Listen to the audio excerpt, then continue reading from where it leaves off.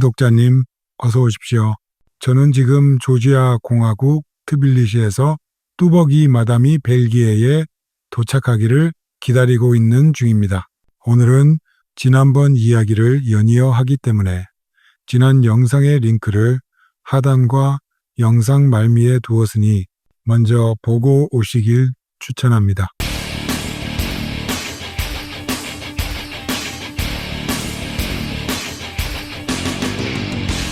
간단한 식사 준비는 지난 영상에서 소개한 핫박스를 이용합니다. 하지만 그래도 지글지글한 맛이 생각나면 전기 그리드를 이용해요. 불고기만 뽀가되면 2인분 양은 됩니다. 라면이나 국물 요리는 전기 핫팟을 사용하는데 이놈 성능이 꽤 좋아요. 자주 사용하는 커피는 접이식 전기 커피 주전자로 뜨거운 물을 끓이죠. 저도 커피를 매우 즐기지만 아주 옅게 농도를 조정해서 자주자주 찔끔찔끔 먹기 위해서 인스턴트 커피를 이용합니다. 한 번에 진한 커피 섭취량이 많을수록 바람 확률이 높아지므로 구독자님들도 주의하세요. 대부분의 식사는 아점과 저녁 식사 딱 두 끼만 합니다. 첫째는 요리를 잘할 줄 모르고, 둘째는 소식으로 건강을 챙기려는 의지가 있고, 셋째는 밥 챙겨 먹다 보면 여행이나 자기 개발에 쓸 시간이 너무 줄어듭니다. 식단은 주로 소기름 제거한 물고기, 뜨끈한 쌀밥, 그리고 김치 또는 싱싱한 샐러드로 아주 간촐합니다. 코스트코가 있는 나라에서는 5불짜리 전기구이 통닭이나 피자 등을 사서 여러 끼 소분해서 먹기도 하고, 이따금 쌈장과 삼겹살을 마트에서 발견하면 구입해 혼자서 파티를 열기도 합니다. 겁나게 맛대가리 없는 알랑미살이 대부분이고, 그나마 그것이라도 있는 나라에서는 다행입니다. 이곳 조지아에서 스시살 500g에 6,000원 정도입니다. 아주 지랄풍년입니다. 김치는 배추가 없으면 양배추를 사서 고춧가루, 새우젓과 파마늘 듬뿍 넣고 그냥 한 3-4일 숙성하면 없는 것보다는 훨씬 좋답니다. 냉장고는 차량 후방에 55리터 냉동고가 있는데 여긴 불고기, 닭고기, 김치, 햄버거 패티 등등 일주일 이상 먹을 것을 소분하여 저장하고, 운전석 옆에 있는 15리터 냉장고에는 신선식품, 운전 중 마실 것과 간식 등이 있어요. 냉동고에 들어갈 큰 장보기는 주로 일주일에서 10일에 한 번 정도 보는 셈입니다. 저는 8년여간 차박 생활하면서 초대받은 때 이외에는 한 번도 식당이란 곳을 출입한 적이 없네요. 길 위에서 너무 오래 살아왔나 더럽게 짜고 맛없게 살아가고 있답니다.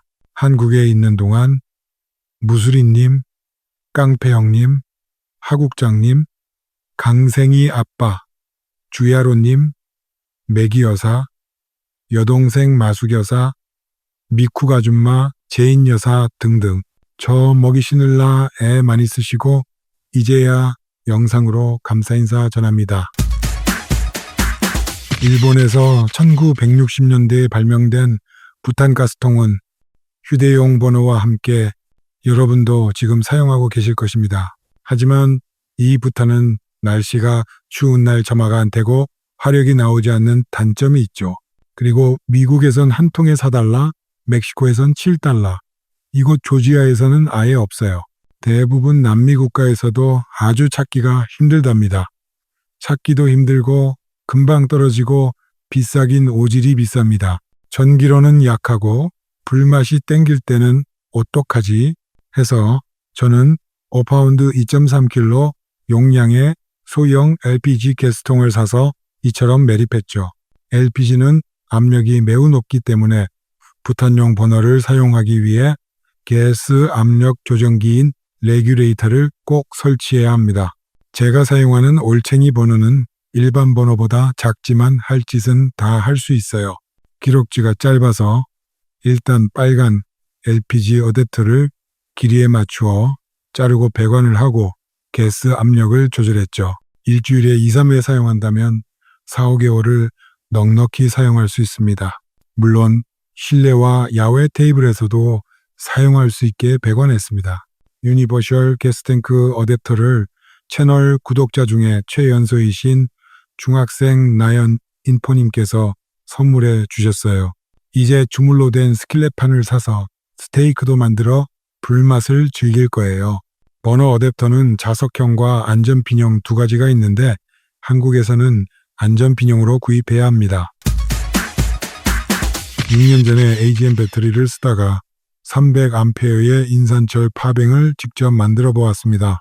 점차 늘어 이제는 세대의 파뱅을 쓰니 900A의 전기 부자가 되었네요. 운전을 마치면 만충이 되어 있어 밤새 냉장고 2대와 음식 조리, 에어컨 노트북, 제빙기, 기기 충전, 보온과 환기 등등으로 쓰면 하룻밤새 약 100에서 120A를 사용해요. 일주일 동안 주행 충전이 없어도 버틸 수 있는 용량이에요. 오지에서 장박이나 또는 도로 차단 등으로 인해 꼼짝을 못하는 경우와 파뱅 한 대라도 문제가 발생할 때를 대비한 비상대책으로 세대를 운용하고 있답니다. 파워뱅크의 용량 계산과 배선, 그리고 각종 부품을 선정하기 위해서는 먼저 자신이 사용할 순간 최대용량과 하루 전기 총 사용량, 그리고 자차의 알터네이터 출력을 알아야 해요. 저의 경우 순간 최대 용량은 한 번에 80A, 즉 1000W 이상의 전기 제품을 사용치 않습니다. 하루 최대 100A 정도를 사용합니다. 그런데 운전하는 시간이 최소 3시간 정도 이상이 되어 알터네이터에서 공급되는 전기로 파뱅은 항상 95% 이상 충전 상태를 유지합니다. 뚜벅이 아줌마의 알터네이터는 2400rpm에서 약 150A가 생산되고 이 중 얼충 50A를 빼서 인산철 파뱅을 충전하고 있습니다. 그랜드 스타렉스는 최대 110A 출력이므로 40A 이하로 파뱅 충전하는 것을 추천합니다.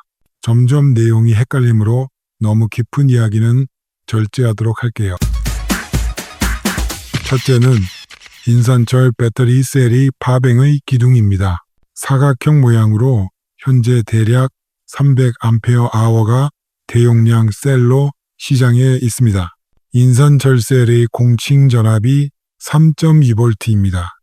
충전 최대 전압은 3.65V, 최대 방전 전압은 2.5V입니다.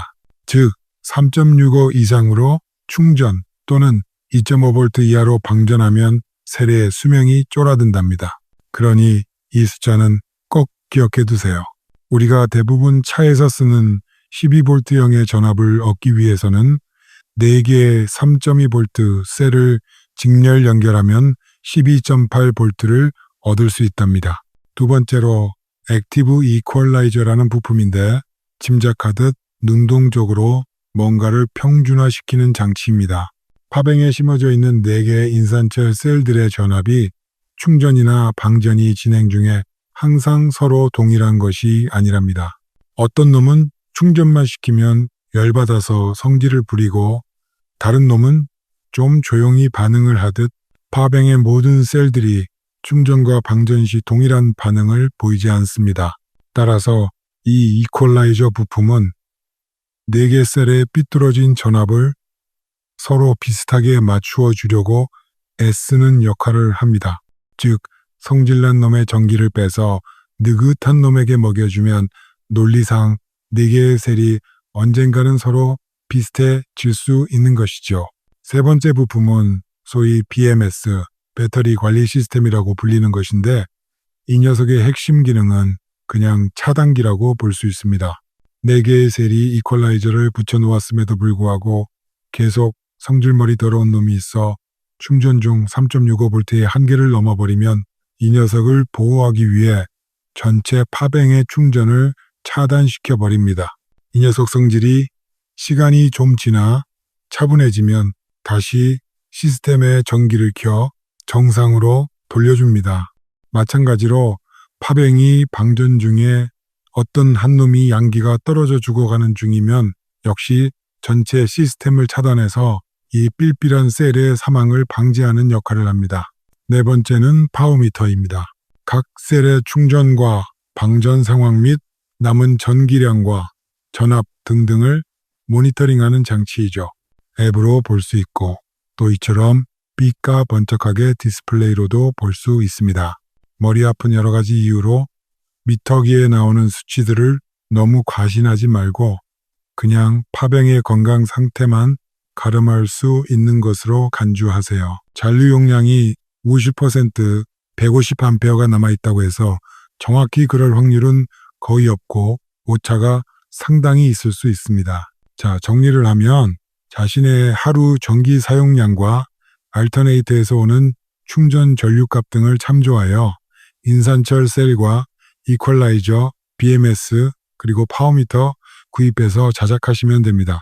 기성 제품을 사용하는 분께는 파뱅의 기본 구성품들이 뭐가 있나 한번 썰을 풀었습니다.